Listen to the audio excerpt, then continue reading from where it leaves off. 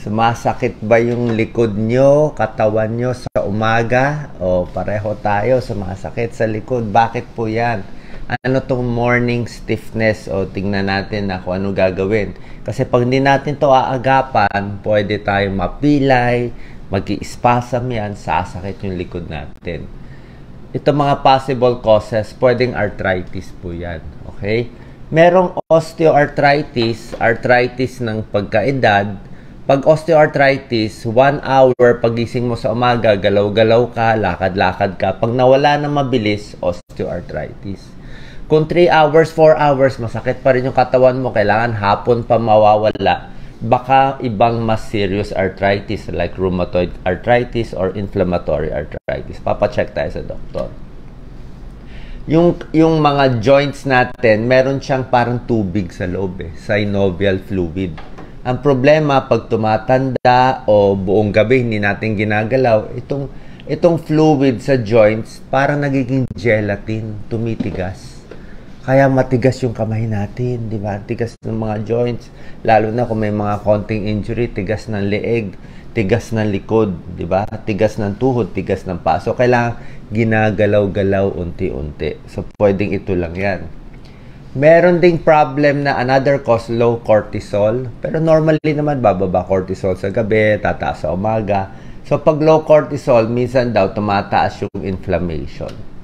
Ano gagawin natin para dito sa morning arthritis, dito sa morning stiffness pala, hindi pa sigurado kung arthritis.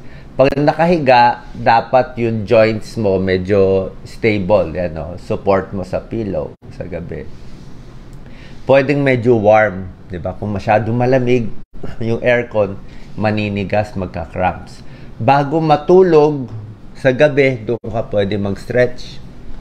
Paggising, dahan-dahan lang. Ako, pwede mag-stretch, pero pag binigla mo kasi baka mag-spasm yung ganito, itong ganito. Parang hindi ko, siguro kung bata ka pa, pero kung may edad na maano na, unti-unti lang, unti-unting stretch lang gagawin natin. Pwede rin morning hot shower. Okay? Para mainitan. Tapos light exercise to loosen up, tuturo ko. Bawasan ng stress, maraming stress, tumitigas. Tapos kung yung mga trabaho, kung masakit ang katawan, i-delay mo konti, huwag masyado maaga para hindi ka ma-pressure. May mga doktor, nagbibigay sila ng gamot sa morning stiffness, lalo na kung may mga rheumatoid arthritis at iba may mga steroids. Pero bago tayo umabot dito muna tayo sa home remedy natin. Itong cobra stretch, may tulong yan. Tataas mo konti. Ganyan, no? Yung kamay mo. O, hindi naman ganyang kataas. Kahit medyo mataas lang para gumalaw yung spine. Knee to chest, pa isa-isa. Ginagawa ko po to. Dahan-dahan lang, oh, mga 10 seconds. Kabilang seconds, na-stretch yung likod.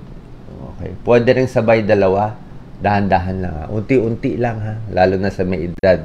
O, minsan tutunog yan, Huwag din bibiglain. Huwag sobrang lakas. Lalo na mamaya kung ano yung likod nyo. Pero dapat ini-stretch yan. Spinal twist. May mga twist na ganyan. Pwede rin dalawang paa nakaganon. Nakaganon, nagtutwist. Kung kaya nyo mga bata-bata, mag-hula hoop. Maganda rin mag-hula hoop. Upper back stretch, ganito ha, taas. Tapos meron mga side stretch pag ganito, konti, nakatayo. Pag ganito, side, di ba? Dahan-dahan sa umaga, side stretch, unti-unti. Kasi lagi na tayo nakaupo, yan ang trabaho natin, nakaupo lagi, kaya yung likod natin, minsan tumitigas na. Yung mga fascia, yung mga joints, ay na gumalaw masyado. Kailangan gumagalaw. Neck stretch, di ba? Yung mga neck stretch na tinuturo natin. Yan o, mga neck stretch. Lahat yan ini-stretch. Hindi naman natin magagawa lahat, pero yan ang ginagawa natin. Shoulder stretch. Kung shoulder ang tumitigas. Side stretch, yung tinuro ko. Ano, dahan-dahan lang, huwag sobra. Kasi mamaya, biglang sumakit yung likod nyo. Yung kaya lang, unti-unti.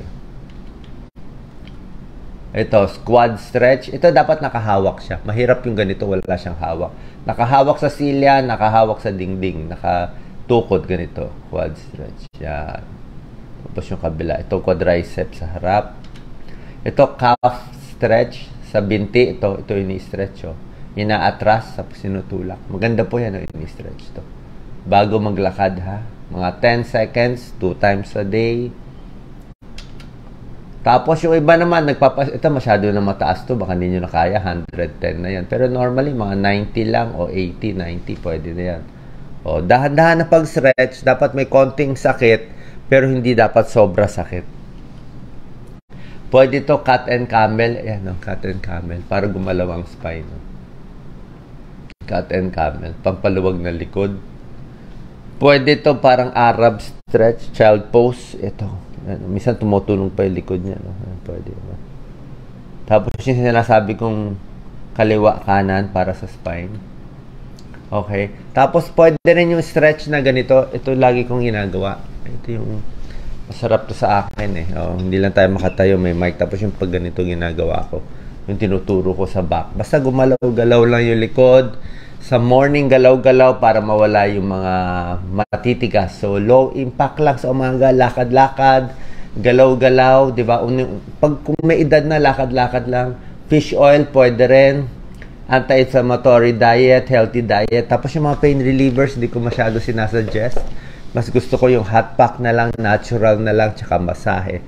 Hopefully, nakatulong tong video natin. Babawasan ang inyong morning stiffness pag tumatanda o nagkakaedad. Salamat po.